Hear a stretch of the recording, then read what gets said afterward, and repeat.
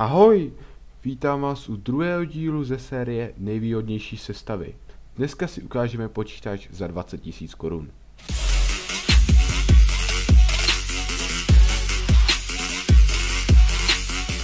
Minule jsme si ukázali herní počítač za 13 000 korun, ale možná je to pro někoho málo, tak proto dneska ukazuju herní počítač za 20 000 korun. MSI Z170A Pro už podporuje nové procesory od Intelu s architekturou Skylake, podporuje až 64 GB RAM, DDR4 samozřejmě, má dokonce dva USB 3.1, jak jsme si minule říkali, že USB 3.1 je rychlejší jak USB 3.0 a až 3 výstupy na grafickou kartu. Do základní desky musíme také vložit procesor, že ano? Tak proto tu máme Intel Core i5 6400.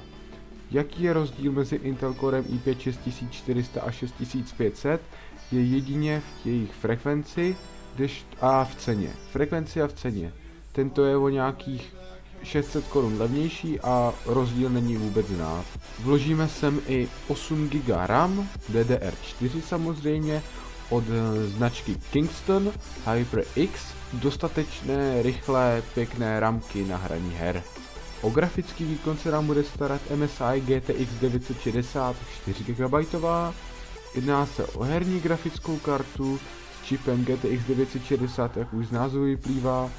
Tato grafická karta rozjede všechny nové hry na vysoké detaily minimálně.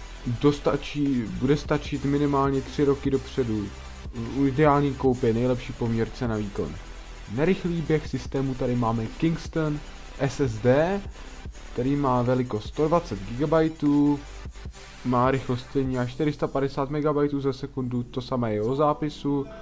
Mělo by s kapacitou stačit, rychlost systému by měla být excelentní a je to nejlepší asi SSD v poměru cena výkon. Potřebujeme samozřejmě i pevný disk, a to k tomu tady máme Western Digital Blue, který jsme použili i u herního počítače za 13 000 korun, ale je to nejlepší disk s poměrem opět cena výkon, takže proč ho sem nedá. Zdroj jsem vybral Seasonic 620W, který má účinnost 80 plus bronz, dostatečně výkonný zdroj, kvalitní, neměl by s ním být absolutně žádný problém.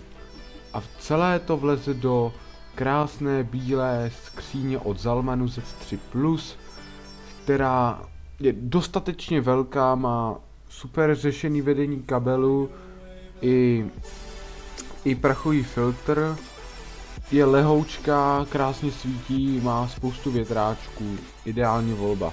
Tak jo, už jsme na konci dnešního dílu, doufám, že se vám to líbilo, pokud ano, nezapomeňte dát like, pokud chcete další videa, určitě mi zanechte odběr a dolů do komentáře můžete napsat, jestli chcete nějakou jinou sestavu nebo jestli máte nějaké připomínky. Tak jo, uvidíme se u dalšího videa, mějte se, čus!